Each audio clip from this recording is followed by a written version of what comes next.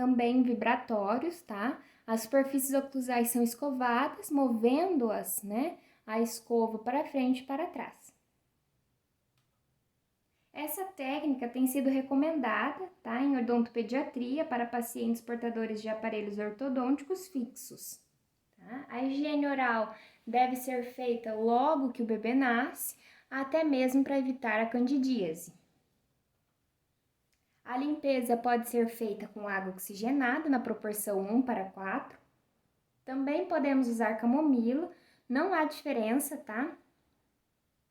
Estatisticamente falando, entre os vários, apesar de não ter efeito antimicrobiano, tá? Então, que fique claro, ela não vai promover a limpeza antimicrobiana, tá? O chazinho de camomila. Mas tem um sabor mais agradável, geralmente eles gostam mais, as crianças permitem mais, tá? Claro, sem açúcar, por favor, o chazinho só camomila. Sem dentes, né? Então, com gaze, uma fraldinha ou uma dedeira, né? Que a gente usa bastante, acho que daqui a pouco tem alguma imagem. Com a água oxigenada, né? Na proporção 1:4.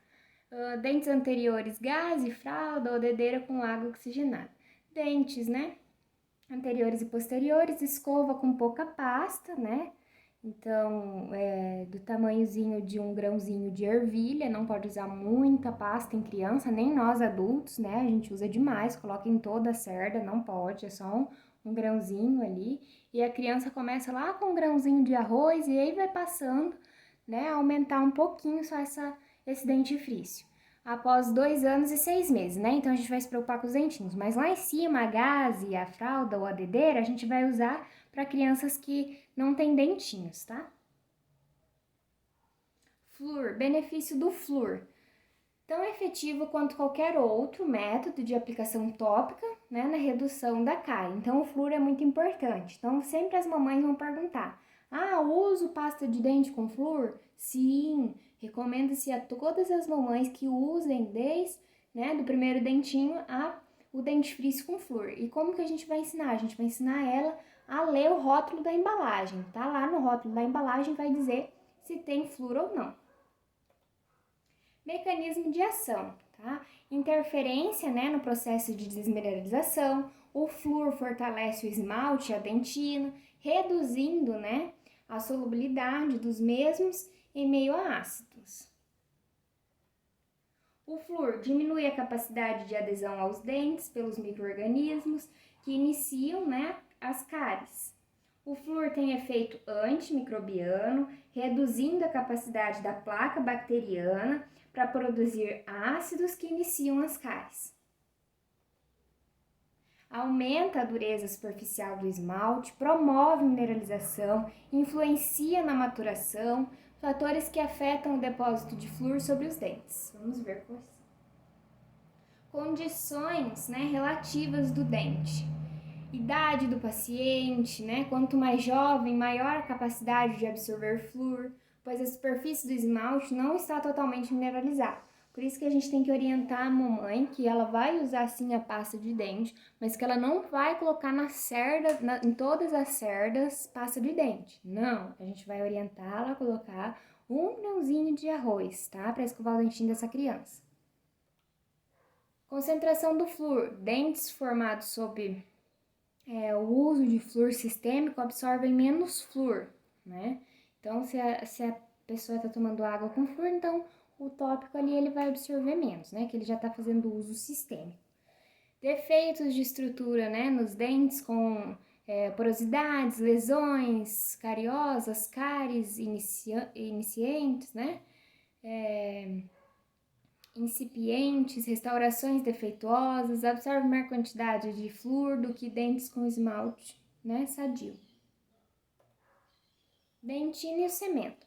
Estes vão adquirir, né, mais flúor que o esmalte em aplicações tópicas, reimplantes, transplantes, preparos cavitários, exposição de cemento. Condições relativas, né, aos procedimentos. Profilaxia. O efeito de tempo, a quantidade de flúor depositado no esmalte, aumenta à medida que aumenta o tempo de duração de tratamento, de flúor sobre a superfície. Temperatura. Estudos indicam que altas temperaturas melhoram a penetração do flúor no esmalte. Aplicações tópicas com fluoreto de sódio a 2%. Vantagens: é quimicamente estável, o gosto é aceitável, não irrita a gengiva, não mancha os dentes ou as restaurações, interferência no crescimento e metabolismo bacteriano. Diminuição da solubilidade do esmalte, da dentina em meio ácido, aumento da tendência de remineralização, diminuição da tensão superficial, efeito antienzimático e antimicrobiano.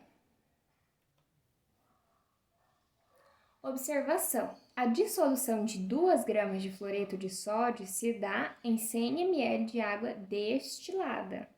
O pH da solução é neutro, devendo ser conservada em frascos de plástico sem ser expostos à luz solar.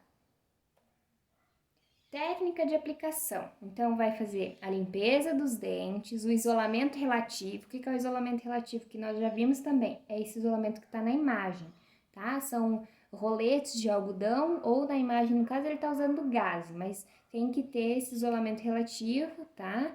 Dos dentes do quadrante superior, que no caso ele está fazendo aqui. A secagem, a aplicação da solução, secagem da solução, né, por 4 minutos. A segunda, terceira e quarta aplicação devem ser feitas no intervalo de 2 a 7 dias. No consultório, essas soluções são aplicadas anualmente ou quando um grupo de dentes erupciona, uma vez que favoreça, né, a maturação pós-eruptiva. Se a mãe já tiver iniciado o uso de pasta com flúor na criança, suspendemos o uso de fluoreto. Tá? Então, essa mãe ela não sabia que ela podia usar pasta com flúor. Nós vamos fazer esse tratamento. Ela falou, olha, iniciei o uso de pasta com flúor. E não é pasta adulta, tá? Pasta infantil tem flúor. Aplicação tópica com flúor fosfato de ácido. Grande quantidade de flúor se deposita sobre o esmalte num curto período de tempo, devido à alta concentração de flúor contido na solução com baixo pH, pois a solução é ácida pelo uso de ácido acético, né? Então, a concentração é bem altinha e a gente tem que cuidar, tá? Técnica de aplicação: limpeza dos dentes, isolamento relativo, secagem dos dentes. A aplicação sendo, né, que a superfície dos dentes deve ser mantida umedecida por 4 minutos. Então, é um pouquinho diferente do outro. Outros tipos de soluções, né? Tem o fluoreto estanhoso, o fluoreto de amina. Então, a gente tem vários outros tipos, né? O fluoreto de amônio, o fluoreto de sódio a 0,05%, né? Para bochechos diários. Soluções aquosas de flúor, fosfato ácido a 0,02% para bochechos diários também. Então, tem que ser doses baixas quando é usado diariamente, tá? Outras formas, né, da utilização do flúor. O flúor na água de abastecimento, né, é tido pela incorporação de flúor, né, nos materiais dentários. Flúor nos vernizes, liberação lenta, né, de fluoreto. Foram desenvolvidos para amenizar a perda, né, de fluoreto que ocorre após a aplicação de géis. Sua efetividade está relacionada com a frequência de aplicação. É de fácil uso. Os mais usados, então, né, uma mais usada é essa marca que tá aí na foto, Durafat, né, o nome, então a gente utiliza bastante.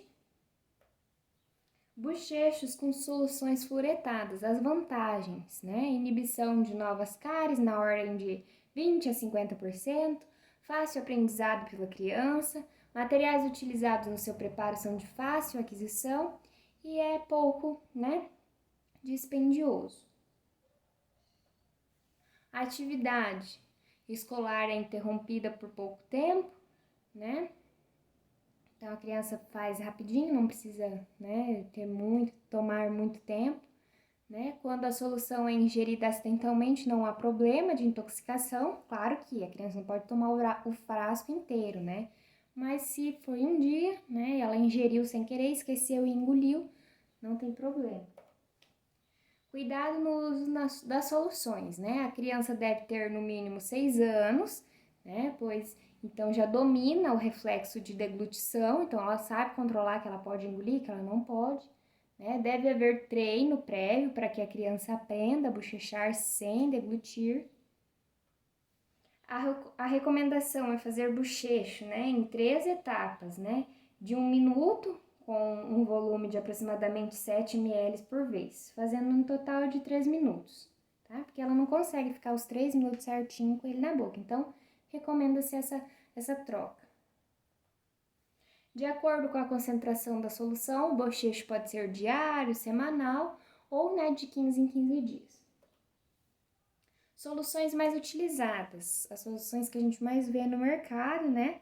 Então, são as que são mais utilizadas pelos brasileiros, pelas pessoas, né, em geral, né? O fluoreto de sódio a 0,2% para bochechos semanais ou quinzenais. A OMS, a Organização Mundial de Saúde, né, como eficiente, seguro e econômico, né, o flúor no sal de cozinha eficientes, mas ainda em estudo, né?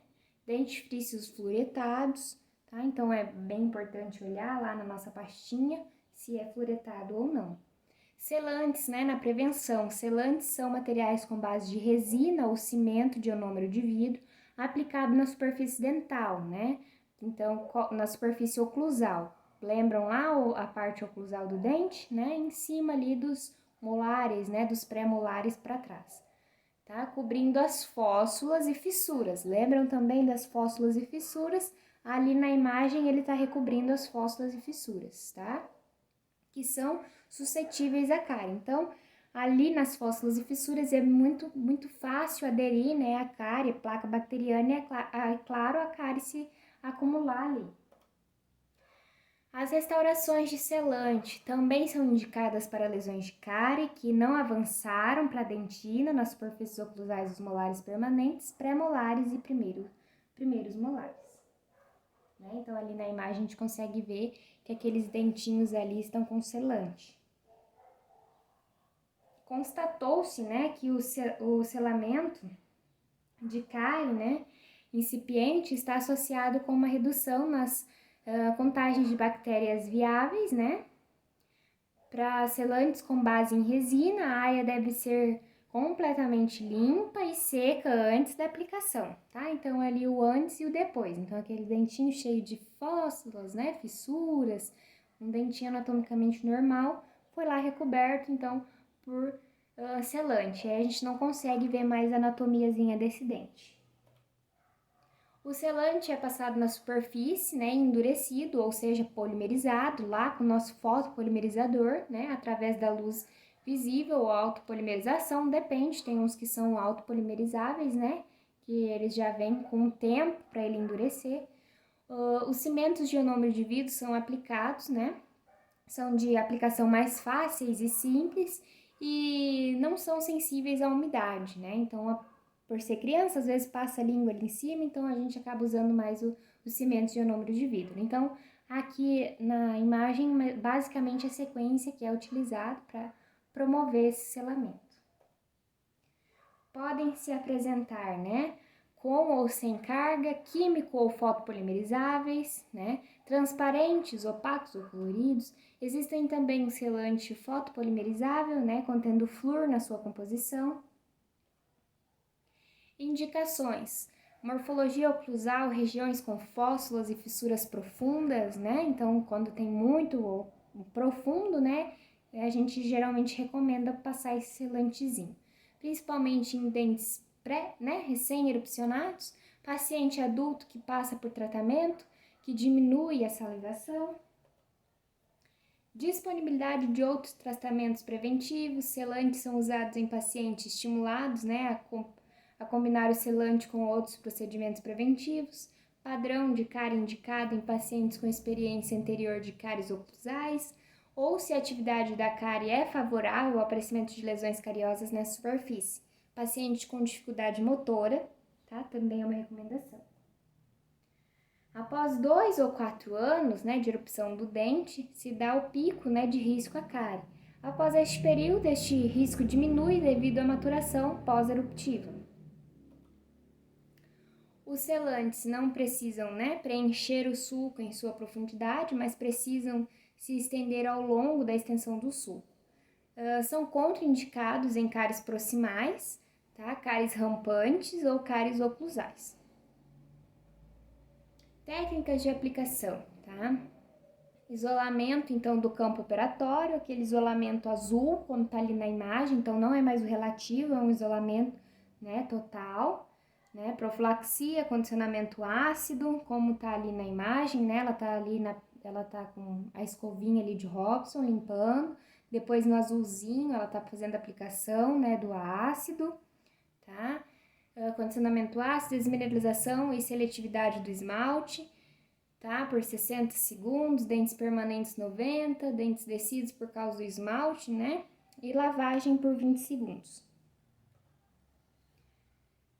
No caso de ácido em gel, o tempo de lavagem deve ser de 60 segundos, secagem de 15 segundos, aplicação do selante, teste, né, de retenção do material, remoção da bolinha de algodão umedecida, tá, em água da porção superficial, que não se polimeriza devido ao contato com oxigênio, aplicação de uma camada de verniz ou flúor tópico a 2%, controle periódico e a reaplicação. Então, olha lá, o nosso flúor em consultório é 2%, tá? E o que o paciente vai usar em casa é diferente, então tem que ter esse controle.